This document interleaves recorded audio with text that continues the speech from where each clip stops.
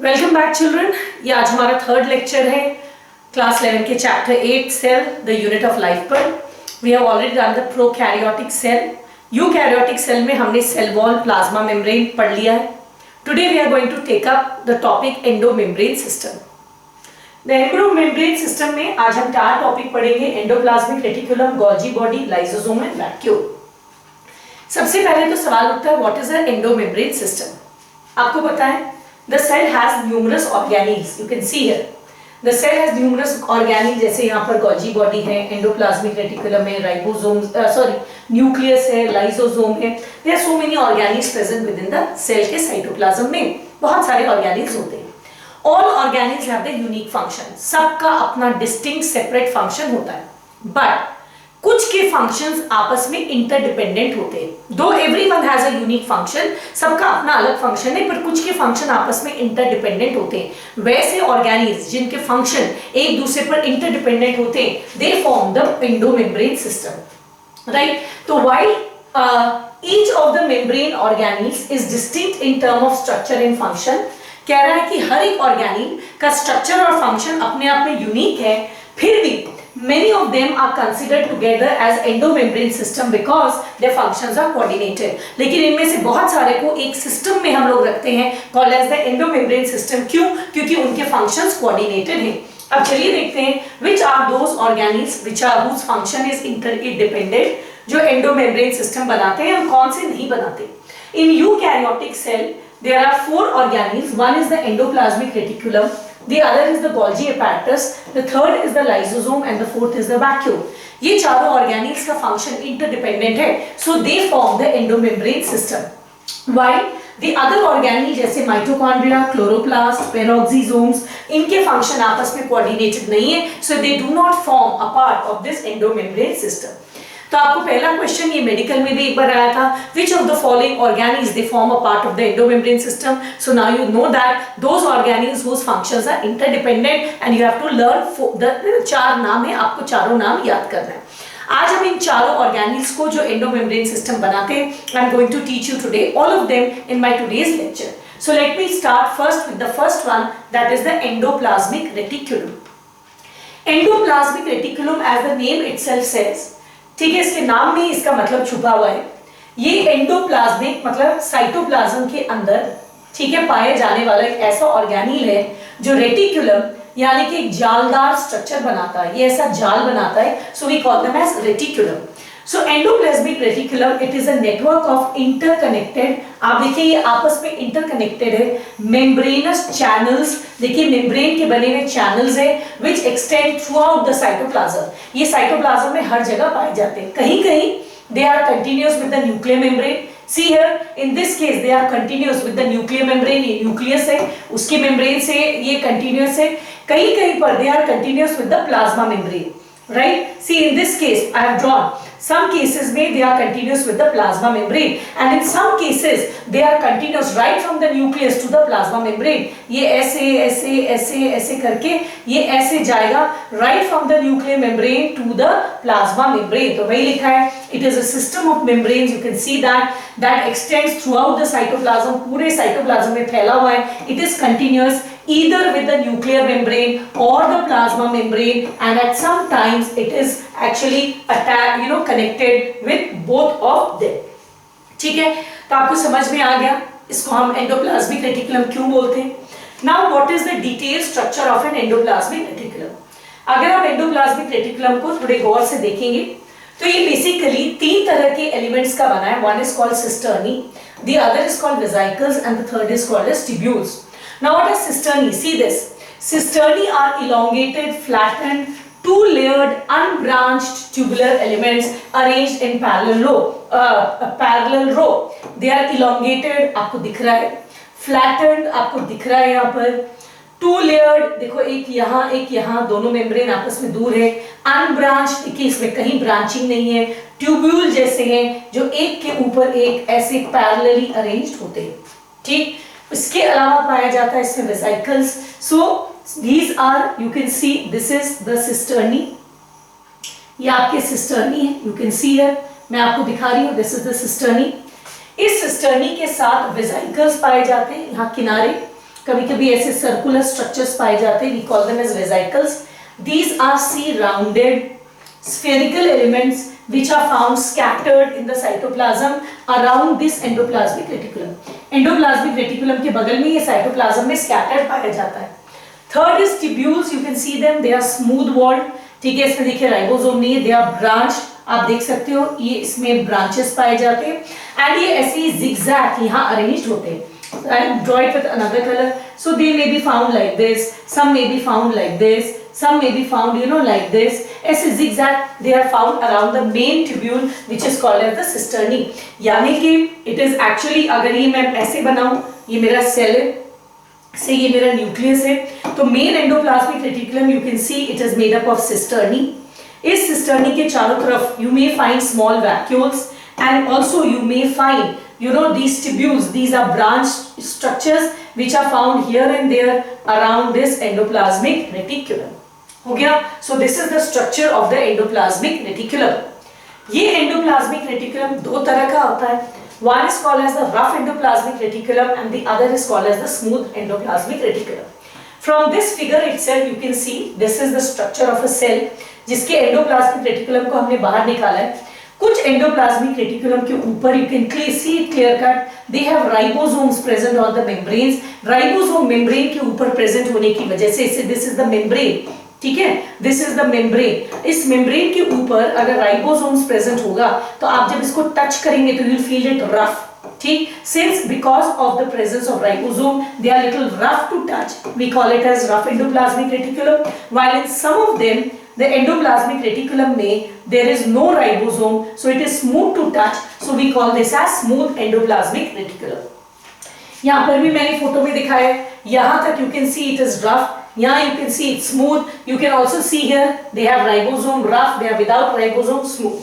So so endoplasmic reticulum is of two types, the rough endoplasmic and the smooth endoplasmic reticulum. So let us start with the first one first, that is the I'm starting with smooth endoplasmic reticulum first. आप देख सकते हैं, look at this, ये पूरा enlarged बना हुआ है. The smooth endoplasmic reticulum, that's very clear over here. They do not have any ribosomes on their surface. आप देख सकते हैं, there is no ribosome on their surface. So we call them as smooth endoplasmic reticulum. It is devoid of ribosome and mainly vesicles and tubules का बना हुआ होता है. ठीक है? It occupies the peripheral portion. ये अगर हमारा न्यूक्लियस है तो न्यूक्लियस से आपका एंडोप्लाज्मिक रेटिकुलम निकल रहा है. वो एंडोप्लाज्मिक रेटिकुलम जो न्यूक्लियस के पास है that is normally the rough endoplasmic reticulum, and जो दूर होता है नॉर्मली इसमें राइबोसोम नहीं होता, so they are the smooth endoplasmic reticulum. ठीक, it occupies the peripheral position. ठीक, and it remains in contact with the plasma membrane. आपको याद होगा मैंने ऐसे अगर मैं ये सेल बनाऊं, इस सेल में अगर मैं ऐसे न्यूक्लियस बनाऊं, now if I make the endoplasmic reticulum, the endoplasmic reticulum, if I am making it like this, just like this, those endoplasmic reticulum which are found close to the nucleus, they have ribosomes, so they are rough. These are the rough, right? They have ribosomes, so they are the rough endoplasmic reticulum. And those which are found away from, they are found where? Towards the plasma membrane. देखिए यहाँ पर ये plasma membrane की तरफ पाए जाते हैं. ये this is towards the plasma membrane, this is towards the nucleus. The smooth endoplasmic reticulum का काम क्या है? They make lipids. इसके अलावा हमारे बॉडी में बहुत सारे हार्मोन्स भी लिपिड के बने होते हैं. That means lipid like steroidal hormones को ये बनाते हैं. So let us quickly revise. The smooth endoplasmic reticulum, they do not have ribosome. They are normally found away from the nucleus, close to the plasma membrane, and they are actively involved in the synthesis of lipids and steroidal hormones. हो गया? So rough endoplasmic reticulum के बाद now we will see what in short what are the functions of the rough endoplasmic reticulum. There are basically three functions of rough endoplasmic reticulum. First is lipid synthesis.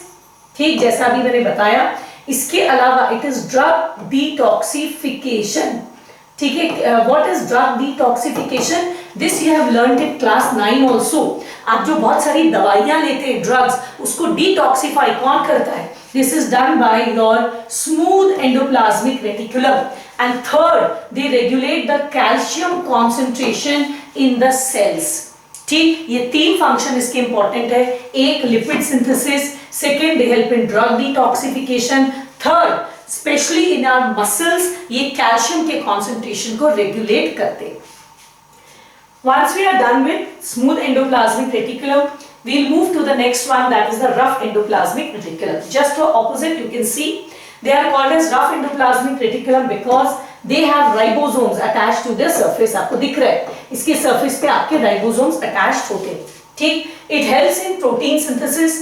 This ribosome will help in the synthesis of proteins, right? Smooth क्या बना रहा था? It was making lipids and steroidal hormones. It helps in protein synthesis and secretion. ये towards the central part of the cell पाया जाता है, towards the nucleus. So this occupies the central position and it is found close to the nucleus. ठीक? What is the main function of rough endoplasmic reticulum? I told you it is protein synthesis and protein secretion. See this. अब यहाँ पे आपको दिखा रहा है. This is your nucleus. Nucleus के पास जो endoplasmic reticulum है, this is your rough endoplasmic reticulum because it has ribosomes. This ribosome makes proteins and not only does it make protein, it secretes it outside either for the utilization of the cell itself या ये cell के बाहर भेजता है for some other task. तो main इसका दो काम है, one protein synthesis and second is secretion. ठीक है? So let us now just put a summary of the functions of the endoplasmic reticulum. So summary is it plays an important role in many of the cells. First, it gives mechanical support. Mechanical support से मतलब क्या है? अगर ये आपका cell है, right, इस cell में ये एक जाल जैसा स्ट्रक्चर बना रहा है, तो कहीं ना कहीं ये एक बैकबोन का काम कर रहा है जो सेल को सपोर्ट देता है, right. It gives some mechanical support, it's like a जाल। अगर कहीं पर भी जालदार चीज होगी तो वो क्या देती है? Mechanical support. The second, it helps in transport of material. You know that endoplasmic reticulum connects the nucleus with the outside of the cell, so it can help in transport of material between the nucleus and the cytoplasm, or between the cell and the outside of the cell, or right from the nucleus to the outside of the cell. ठीक, so it helps in transport of material. Rough endoplasmic reticulum helps in synthesis of protein. And in the smooth one, it helps in detoxification, synthesis of lipid, and moreover, ये जालदार होने की वजह से it increases the the surface area of the cell. Is that clear? So these are some of the important and typical functions of endoplasmic reticulum. Now that endoplasmic reticulum is done, we will go for the next organelle called as the Golgi body. Right? This Golgi body is an organelle which was discovered by Camillo Golgi in the barn owl cell. He discovered it in the barn owl cell. Is that clear?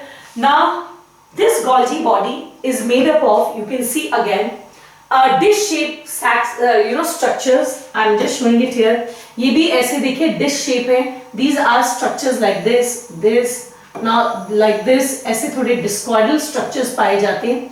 And these discoidal structures are called as cisternae. The diameter of which may vary between 0.5 μm to 1 μm. They are always stacked parallel to each other. They are not interconnected like the endoplasmic reticulum. Endoplasmic reticulum भी cisternae का बना है, but they are interconnected. You can see this, how they are interconnected. ठीक है, जबकि इसके case में क्या है? They are also made up of cisternae. They are stacked over each other, ठीक, but they are not interconnected. So this is how the Golgi body is actually made up of. This Golgi body, अगर आप typically इसको देखेंगे, look at this Golgi body. It has two faces. आप देखेंगे ये slightly, the Golgi body is not like this. It's not straightened structure like this. They are actually little bent like this, concentric. ठीक है, एकदम centre की तरफ ये ऐसे बेंड होते हैं. एंड इसका बेंड कैसा होता है? They have to face. This side, ठीक, which faces the nucleus, ठीक, this face is called as the cis face. ठीक, this is called as the cis face. The number of cisternae, ये जो number of cisternae है, it normally varies from 3 to 12. जैसे यहाँ 1 2 3 4 बना हुआ है, 12 तक जा सकता है. They are stacked on top of each other. You can see here clearly. Cisternae are curved and polarized. I told you, ये थोड़े ऐसे curved होते हैं and इसके दो poles होते हैं. It is concentrically bent towards the nucleus. ये ऐसे न्यूक्लियस की तरफ ऐसे झुका हुआ होता है. Concave side is called as the trans side, which is towards the outer surface. ये वाला जो स्पेस है इसको हम कहते हैं ट्रांस फेस. ट्रांस जो towards the plasma membrane होता है, right? The trans phase or the maturation phase. इसका सिस फेस के बारे में भी लिखा होगा. हाँ, the convex surface, this one, this is the nucleus. This convex surface which is towards the nucleus, this is called as the cis phase. Cis phase is also called as the formative phase. क्यों बोलते हैं हम आपको बताएंगे. This is the cis phase, also called as the formative phase, and this one is called as the trans phase. The trans phase is also called as the maturation phase. This is also called as the maturation phase. ठीक है. Now this is how they are polarized. अब यहाँ पर देखो, I showed you this. This is the cis phase. This is the trans phase. The cis phase is also called as the formative phase, and the trans phase is also called as the maturation phase. ठीक है. तो मैंने आपको क्या बताया Golgi body के बारे में, that Golgi body are basically made up of cisternae. These cisternae are stacked around each other. Normally the number of cisternae varies between 3 to 12. Each cisternae is polarized. It has two phases. This phase is called the cis phase. This phase is called the trans phase. दोनों phase का structure as well and function अलग होता है. दोनों का structure and function अलग होता है. ये अलग बात है कि both of them are interconnected. ये देखिए दोनों interconnected है. This and this, but they are actually different. देखा the cis and the trans phases are entirely different. Structure and function different. इसका structure and function different, but they are interconnected with each other. So this is about the structure of your Golgi body. Now the Golgi apparatus normally क्या काम करता है? सुनिए, इसका main function क्या है? सुनिए, why we call it as a part of endomembrane system. आपको पता है endomembrane system का मतलब क्या है? Those organelles which are interconnected. कहीं ना कहीं दो सबके फंक्शन अलग है, but they are interconnected in some point with respect to their function. तो आप देखिए क्या है ये जो आपका rough this is showing your endoplasmic reticulum. ये एंडोप्लाज्मिक रेटिकुलम क्या बनाता है? The rough endoplasmic reticulum makes protein. You know that. ये देखो राइबोसोम बना हुआ है. The rough endoplasmic reticulum will make the protein and the smooth endoplasmic reticulum will make the lipid.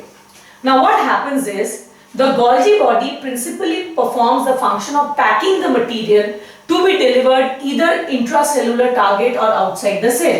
ये हमारा cell है. Just let me make this cell. This is my cell.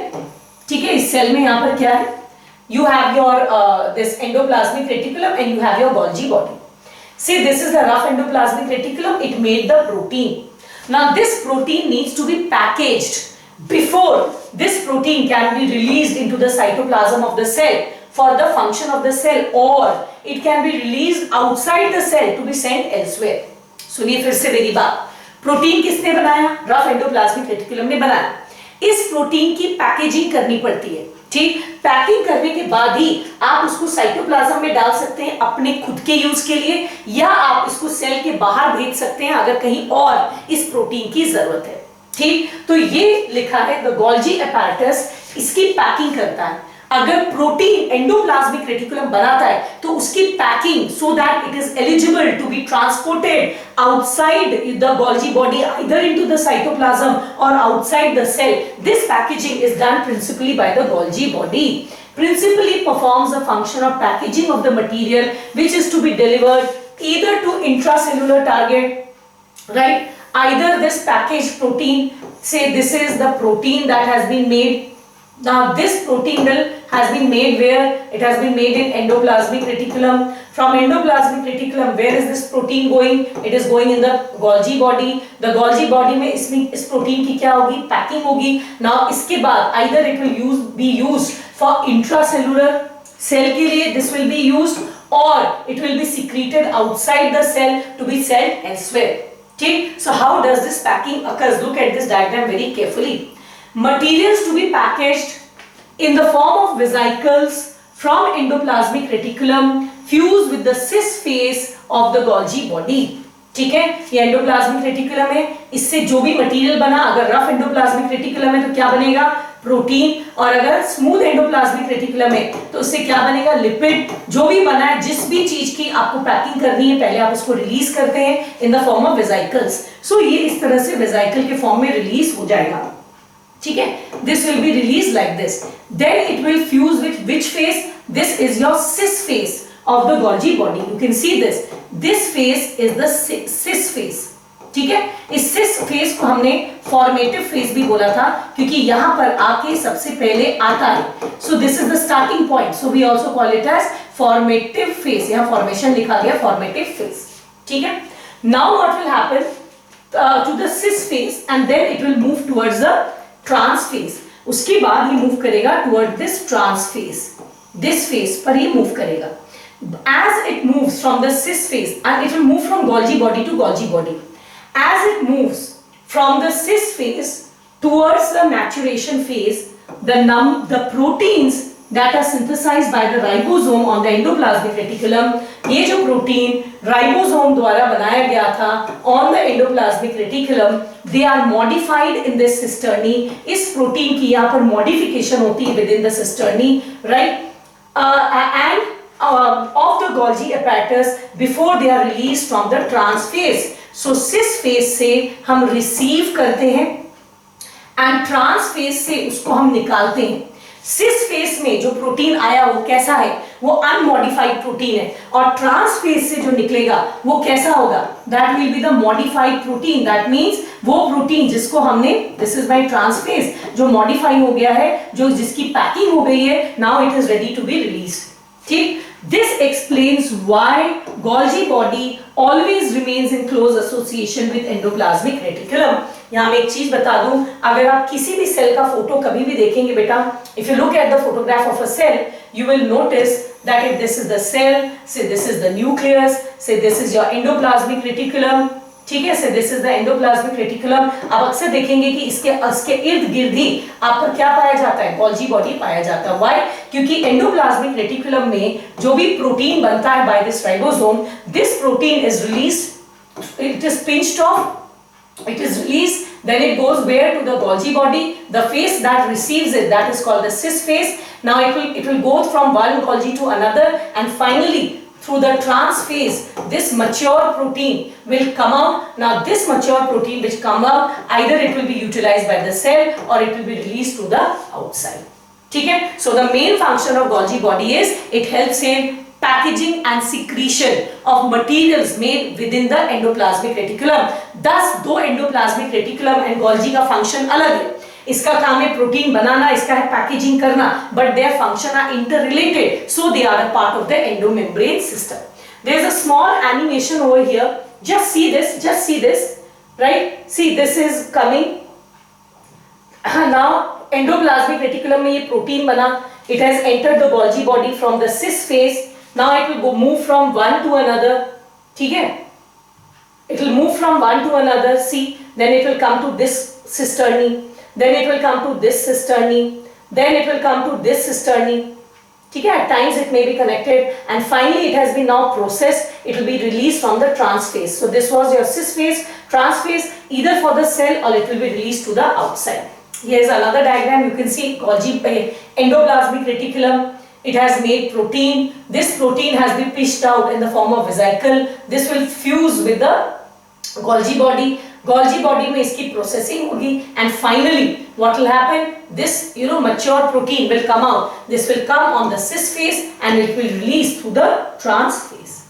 हो गया? So this is the main function of Golgi body. I have showed you both of them. A number of proteins. Second important function of Golgi body is formation of glycoprotein and glycolipid. This is a repetition. ये पिछले slide में भी हम लोग discuss कर चुके हैं. What is glycoprotein and glycolipid? You remember जब मैंने प्लाज्मा मेम्ब्रेन का स्ट्रक्चर पढ़ाया था, this was your lipid membrane, ठीक है, and you had learned that the carbohydrate, this was the lipid bilayer, this was the protein, and the carbohydrate was either it was glycolipid, this one is glycolipid, or it was glycoprotein, since it is protein से attached है. Now what is glycolipid and glycoprotein? Just see this. What is glycolipid. Glycolipid means glucose plus lipid और carbohydrate plus lipid. ठीक है. What is glycoprotein? What is glycoprotein? Glycoprotein is, what is glycoprotein? It is carbohydrate plus protein. तो ये इन दोनों की packaging, ठीक है, carbohydrate and protein को मिलाकर ग्लाइकोप्रोटीन बनाने का काम, ठीक है, एंड कार्बोहाइड्रेट एंड लिपिड को मिलाकर ग्लाइकोलिपिड बनाने का काम भी गोल्जी बॉडी करता है. यानी कि in short it is the packaging organelle. ये या तो प्रोटीन को प्रोसेस करता है, या प्रोटीन एंड कार्बोहाइड्रेट को मिलाकर ग्लाइकोलिपिड बनाता है, या कार्बोहाइड्रेट एंड लिपिड को मिलाकर ग्लाइकोलिपिड बनाता है. That means it helps in basically processing of molecules mainly made within the endoplasmic reticulum. So this is all about your Golgi body. So I have discussed the structure of the Golgi body, the function of the Golgi body.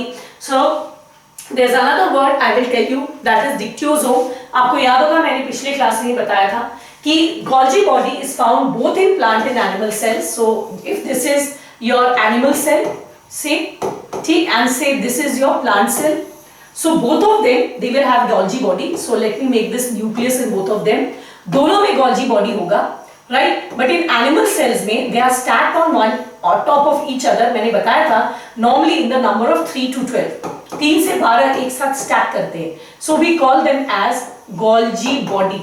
But in plants these cisternae they are not stacked, rather they are distributed here and there in the cytoplasm. ठीक है, they are not interconnected or closely associated units. So in plants, right, this is about plants. Since in plants they are not associated and their function is also little different, so we call them as dictyosomes. ठीक, dictyosomes are the name of the Golgi body present in plants. In plant cell, the Golgi complex exists in unconnected units. These unconnected flattened sacs called as cisternae are found to be irregularly scattered in the cytoplasm. Plants they help in synthesizing pectin, carbohydrate, etc., which is required to make the cell wall. ये जो cell wall आपका पता है ना plant में, besides they also have a cell wall besides the plasma membrane, and the cell wall is made up of what? It is made up of cellulose, I told you, hemicellulose, ठीक है, and hemicellulose and pectin. So ये जो pectin है ना, pectin वगैरह, pectin, lignin, ये सारे Golgi body यानी कि dictyosome में आपके बनते हैं, ठीक है. So with that the second organelle which is a part of the endomembrane system, that is the Golgi body, आपका complete हो गया. ठीक, अब थर्ड ऑर्गेनेल जो एंडोमेम्ब्रेन सिस्टम में आता है, दैट इज योर वैक्यूल. तो चलिए अब हम लोग पढ़ते हैं आपका vacuole. Now what is a vacuole? Now vacuole is a membrane bound space found in the cytoplasm. देखो ये प्लांट सेल बनाया है और ये मेम्ब्रेन से बाउंड एक स्पेस है, एक बड़ा सा घेरा, इसने काफी बड़ा स्पेस ऑक्यूपाई कर रखा है in case of plant cell. ठीक, दिस सिंगल मेम्ब्रेन, ये सिंगल मेम्ब्रेन का बना होता है. इसका single membrane, this single membrane, I am just writing MEB, large structure which is filled with sap. Sap is water and some minerals in the plant cell, also found in small amount in animal cell. This is called as your vacuole, and the single membrane, membrane of the vacuole, this is also called as tonoplast. है तो इसका plasma membrane he, but इसको हम लोग कहते हैं tonoplast. The vacuole is a membrane bound space. See this, look at this, बड़ा सा बनाया है यहाँ पर in the cytoplasm. It contains water, ठीक, sap is water plus minerals, ठीक है, this is called as water plus minerals. तो इसीलिए इसके फ्लूइड को हम sap बोलते हैं. Besides सेल का जितना excretory substances है, ठीक, उसको हम लोग कहाँ डाल देते हैं? वैक्यूल में डाल देते हैं. प्लांट अपना वेस्ट वैक्यूल में डाल देता है, so it contains the excretory product and all other कचरा, waste of the which is not required for the cell, वो सेल अपना वैक्यूल में डाल देता है. ठीक, so I told you ये किसका बना हुआ है? Water, minerals and waste. The vacuole is bound by a single membrane, and this single membrane of the vacuole, this is called as tonoplast.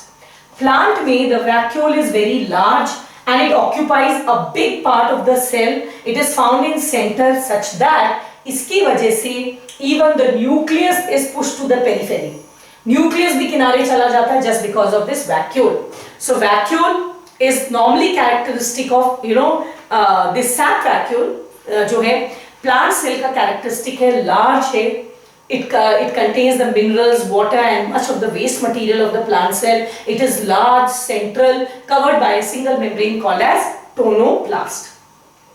Plant cell में, as I told you, there is normally a single large vacuole and it is big in size. Animals में if vacuole is present, this vacuole, look at here, blue color say, they are very small in size and just scattered here and there in the cytoplasm. Vacuole का काम क्या है? Plant में तो काफी बड़ा है, इसका काम क्या है? पहला कि दिस टोनोप्लास्ट, ये जो इसका मेम्ब्रेन है, look at this vacuole at the centre, इसका ये जो मेम्ब्रेन है tonoplast, it facilitates the transport of number of ions and other material against the gradient into the vacuole. ठीक है, अब एक चीज सोचो ये क्या बोल रहा है? कह रहा है कि वैक्यूल सारा प्लांट का वेस्ट को स्टोर करता है ना, वेस्ट स्टोर करता है. जो भी प्लांट में वेस्ट हुआ हमने उसको वैक्यूल में डाल दिया. If there is a waste we send it to vacuole, waste we send it to vacuole. तो ग्रेजुअली क्या होगा, द वैक्यूल में वेस्ट अक्यूमुलेट कर जाएगा. That means the concentration of waste will be high in the vacuole as compared to the cytoplasm. Cytoplasm में उसके comparison में the waste will be less, क्योंकि डालते डालते आपके घर के बाहर एक बहुत बड़ा डस्टबिन है, आप रोज उसमें डालते हैं, तो एक समय आएगा जब डस्टबिन जब बहुत बड़ा भर जाएगा तो उसमें वेस्ट का अमाउंट आपके घर के छोटे डस्टबिन से ज्यादा हो जाएगा. वैसे we are continuously putting a waste inside, so the concentration of waste inside the vacuole is becomes higher in due course as compare to the cytoplasm जिसमें वेस्ट लोअर होता है, लेकिन फिर भी वेस्ट तो अंदर जाना ही है. इसीलिए इसका मेम्ब्रेन ऑर्डिनरी प्लाज्मा मेम्ब्रेन से थोड़ा डिफरेंट होता है. इसीलिए इस स्पेशल मेम्ब्रेन को हम टोनोप्लास्ट बोलते हैं. और इस टोनोप्लास्ट की खास बात क्या है, ये वेस्ट को अगेंस्ट द ग्रेडियंट वैक्यूल के अंदर में पुश करने में मदद करता है. Hence their concentration is significantly higher in the vacuole than in the cytoplasm. Since this tonoplast can allow the waste can move from lower concentration to higher concentration within the vacuole, tonoplast कम waste से higher waste की तरफ भी जाने में मदद करता है. इसीलिए वैक्यूल में नॉर्मली वेस्ट का concentration is much higher as compare to that of the cytoplasm. Right, तो वन फंक्शन तो हम आपको बता ही दिए हैं वैक्यूल का क्या है. It helps to accumulate the waste material that is found within the cytoplasm of the cell. ठीक है, इसके अलावा ये वैक्यूल एक काम और करता है. Let me tell you, since यहाँ पर आपका वेस्ट पाया जाता है प्लस यहाँ वाटर पाया जाता है लार्ज अमाउंट में, ये सेकंड फंक्शन हम बताना भूल गए. ठीक, ये तो फर्स्ट बता दिया आपका. वाटर पाया जाता है, इसमें वेस्ट पाया जाता है, इसमें आयंस पाया जाता है, दैट मींस मिनरल्स पाया जाता है. ठीक, तो ये आपकी सेल के osmotic pressure which is required for turgidity and water absorption को मेंटेन करता है. मतलब अगर कभी सेल में पानी की कमी हो जाए, ठीक है, तो इसमें से पानी बाहर आकर उसको टर्जिट कर लेगा. और अगर कभी सेल में पानी ज्यादा हो गया, ठीक है, सेल में पानी ज्यादा हो गया, हमको डर लग रहा है फट नहीं जाए, तो एक्सेस वाटर को हम लोग कहां डाल देते हैं, वैक्यूल में. तो वाटर एंड आयंस को रेगुलेट करता है साइटोप्लाज्म में. अगर साइटोप्लाज्म में आयंस एंड वाटर ज्यादा है तो वैक्यूल अक्यूमुलेट्स इट, अगर कम है तो it releases it. Thus it helps to maintain the osmotic pressure.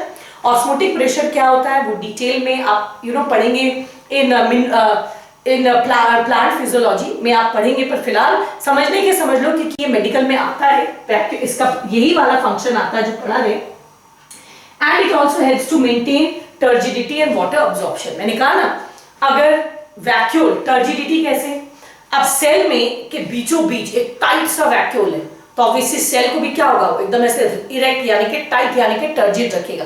अगर वैक्यूल थोड़ा छोटा हो गया तो वही सेल फ्लैसिड हो जाएगा.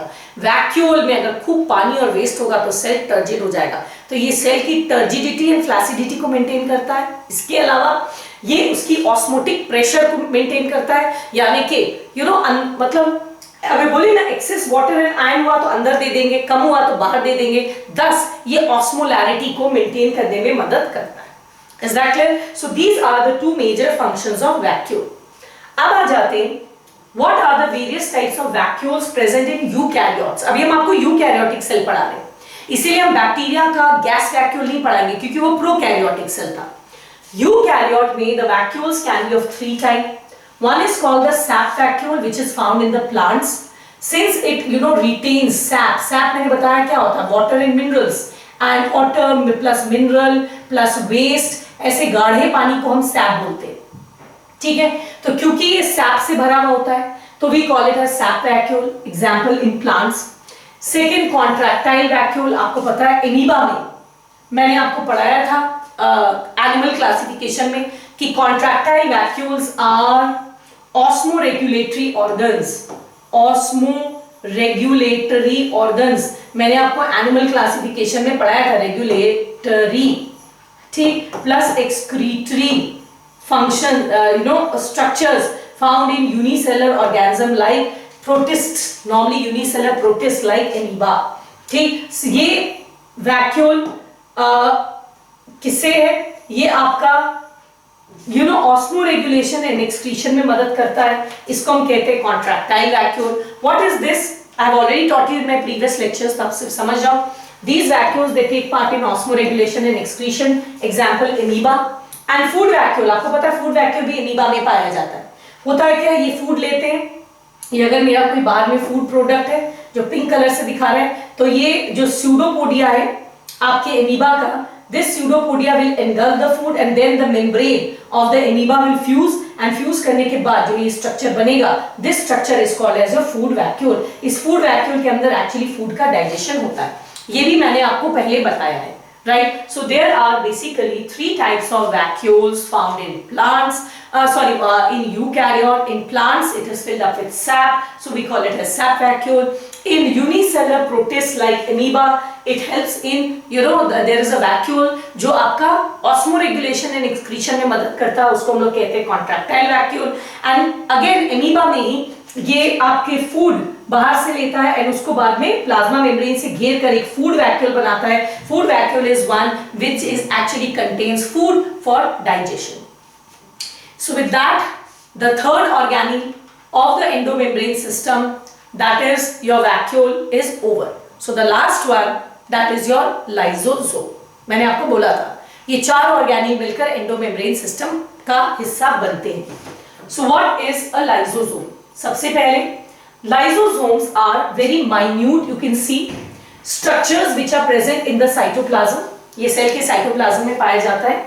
ये सिंगल मेम्ब्रेन स्ट्रक्चर होता है. तो ये एक सेल है, ये इसका न्यूक्लियस है, इसमें ऐसे single membrane circular structures present पाए जाते हैं. These single membrane structures which are found in the cytoplasm mainly of animal cells, plants में कम पाया जाता है. These are called as lysosome. Each lysosome is surrounded by just a single membrane. They occur mostly in animal cells, very few in plant cells. तो चलिए आपको दिखा ये cell है, उसके साइटोप्लाज्म में ये आपका लाइसोसोम पाया जाता है. ये जो लाइसोसोम है ये बेसिकली बनता कैसे, ये आपके एनसीईआरटी में दिया नहीं पर आता है. Just look at this. ये रफ एंडोप्लाज्मिक रेटिकुलम में इसने प्रोटीन बनाया. ये प्रोटीन वेसिकल्स की फॉर्म में गोल्जी बॉडी के सिस फेस में ऐड हुआ. ठीक, अब ये गोल्जी बॉडी के साइड में आप देखोगे बहुत सारे मॉलिक्यूल्स पिंच ऑफ कर रहे हैं. तो गोल्जी बॉडी से पिंच ऑफ करके some of this pinch off material, इसका इस प्रोटीन से कोई लेन देन नहीं है. It has got nothing to do with the protein. Golgi body का at times the terminal part it pinches off and this pinch करके this form structures called as lysosomes. So lysosomes are basically formed by the process of packaging in Golgi body. जब Golgi body में protein की packaging होती है तो इसका किनारे बहुत बार पिंच ऑफ करता है and some of these pinched off vesicles they actually form the lysosome. So lysosomes they are basically formed from the Golgi body. उसके टर्मिनल एंड के पिंचिंग से सिंगल मेम्ब्रेन बाउंड ऑर्गेनील है जो नॉर्मली एनिमल सेल में पाया जाता है, plant में बहुत कम पाया जाता है. ये लाइसोसोम का काम क्या है? इस लाइसोसोम के अंदर में there is a lot of hydrolytic enzymes. What are hydrolytic enzymes? Those enzymes which break big molecules into smaller ones but with the help of water. ठीक, ये water की मदद से they break bigger molecules. See, into smaller molecules. They break the bonds of these molecules, right? And the bonds of the molecules are basically broken with the help of water. So those enzymes which break the bond of molecules with the help of water to convert it into simpler molecules, these are called as hydrolytic enzymes. Hydro means water, lytic मतलब तोड़ना, पानी की मदद से ये enzyme बड़े molecule को छोटे मॉलिक्यूल में ब्रेक करते हैं. तो लाइसोसोम के अंदर में a variety of hydrolytic enzymes are form. ठीक, सी दैट यहां लिखा a variety of hydrolytic enzymes are form. Now which enzymes are found here? They are mostly lipase enzyme. ठीक, now lipase is a hydrolytic enzyme. Lipase is a hydrolytic enzyme जो water के मदद से fats को break करता है into fatty acid and glycerol. So obviously since ये water के presence में तोड़ता है तो इसको हम मदद से तोड़ता है, we call it as hydrolytic enzyme. Similarly proteases, those enzymes which break proteins, they are called as proteases. And those enzymes which break carbohydrate, they are known as carbohydrates. Carbohydrates को जो break करता है, these are called as carbohydrates. तो basically ये तीन enzyme, lipase, then protease, carbohydrates, ये सारे hydrolytic enzymes lysosome के अंदर पाए जाते हैं. Second, they are active at acidic pH. The pH of this the lysosome के अंदर pH एसिडिक होता है, that means it is less than 7. याद रखना ये सारे इसमें ऐसे एंजाइम है जो एसिडिक pH में काम करते हैं. So the pH of the hydrolytic fluid, ठीक है, जो हाइड्रोलिटिक फ्लूइड लाइसोसोम में पाया जाता है, इसका pH कैसा होता है? It is acidic. Every word is important for a medical question. These enzymes, they can break down carbohydrate, proteins and lipids and nucleic acid as well. Nuclease enzyme भी इसमें actually होता है. अगर न्यूक्लियस एंजाइम होगा तो वो किसको break करेगा? वो न्यूक्लिक एसिड को ब्रेक करेगा. राइट, तब आ जाते हैं, let us see it once again. Lysosomes, they are form by pinching off of the vesicles from the Golgi body. They are single membrane bound structures. They are normally found in animal cells, less in plant cells. They contain a variety of enzymes. Those group of enzymes which are basically hydrolytic. Some common enzymes that is formed is lipase, protease, carbohydrates or nuclease enzyme, right, which will break down carbohydrate, protein, lipids and nucleic acid. These enzymes, they work in acidic pH. So the pH of the hydrolytic fluid within the lysosome is acidic. और एक function में बता दूं lysosome का क्या होता है. अगर आपका सेल स्टार्व कर रहा है, सपोज आप 3 दिन से फास्टिंग में, तो ऑब्वियसली सेल में कार्बोहाइड्रेट का कमी हो जाएगा. उस केस में द लाइसोसोम बिकम्स एक्टिव. क्यों? क्योंकि लाइसोसोम में प्रोटीएज एंजाइम है, कार्बोहाइड्रेट एंजाइम है, तो वो कार्बोहाइड्रेट प्रोटीन को ब्रेक डाउन कर सकता है. They digest extracellular molecules of food. अगर कोई फूड एंटर किया, देखो ये फूड एंटर किया, ये फूड है, ये देखो एंडोसाइटोसिस से, कल पढ़ाया था एंडोसाइटोसिस से, देखिए फूड एंटर किया, ये गोल्जी बॉडी लाइसोसोम बनाएगा, lysosome will fuse with the food and this it will, ये फूड वैक्यूल है बेटा, इस फूड वैक्यूल के अंदर it helps in digestion. The digested food will be actually taken outside. ठीक है, it will taken by the cytoplasm and the waste will be discharge to the outside. That means they also help in digestion of intracellular food molecules. फिर से देखो, ये मेरा cell है, इसके अंदर फूड अंदर आया, this is your food vacuole जो मैंने अभी आपको पढ़ाया था. ठीक, इस फूड वैक्यूल के साथ देखो गोल्जी बॉडी ने क्या बनाया? लाइसोसोम. ये लाइसोसोम जाकर किससे अटैच कर जाएगा? फूड वैक्यूल के साथ. इसके अंदर जाकर जो फूड है उसको डाइजेस्ट कर देगा. The digested food will be absorbed by the cytoplasm and the waste will be given to the outside. So they digest large extracellular food जो सेल से बाहर extracellular food, ठीक, food molecule जो बाहर से सेल के अंदर आता है extracellular which enter the cell. ठीक, RBC, WBC में say this is my WBC. You know that WBC is also a cell, white blood cells or the white blood corpuscles. ठीक है, आपको पता है WBC हमारे बॉडी में क्या है? सोल्जर्स ऑफ द बॉडी है. ये एंटीजेंस को मारता है. They kill antigens. Any foreign body that enters, foreign body FB that enters our body उस केस में होता है क्या, से दिस इज अ बैक्टीरिया, ठीक है, जो WBC में एंटर किया। तो से दिस वन, तो I am just making the nucleus.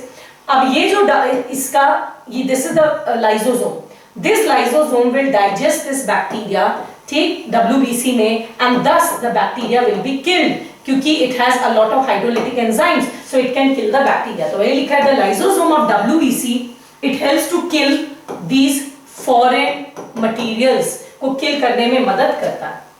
कभी कभी क्या होता है, जब आपका एक सेल है, से आपके सेल में, now look at this diagram from here, आपके सेल में अगर कोई ऑर्गेनिल बूढ़ा हो गया, से यहां पर देखिए एक माइटोकॉन्ड्रिया है, ये माइटोकॉन्ड्रिया बूढ़ा हो गया, खराब हो गया, it is of no use, तो द लाइसोसोम में ये चले जाएंगे old organelles, and lysosome old organelles को एंगल्फ करके ब्रेक डाउन कर देता है। दस सेल में जितने भी ऑर्गेनिल्स बेकार हो गए, ठीक है, पुराना गोल्जी बॉडी, पुराना माइटोकॉन्ड्रिया, पुराना एंडोप्लाज्मिक रेटिकुलम नया बनेगा, जो पुराना हो गया, खराब हो गया। See the lysosome is engulfing the damaged organelle, दस सेल के अंदर सारे डैमेज ऑर्गेनिल को वो खत्म करने में, रिसाइकल करने में मदद करता है।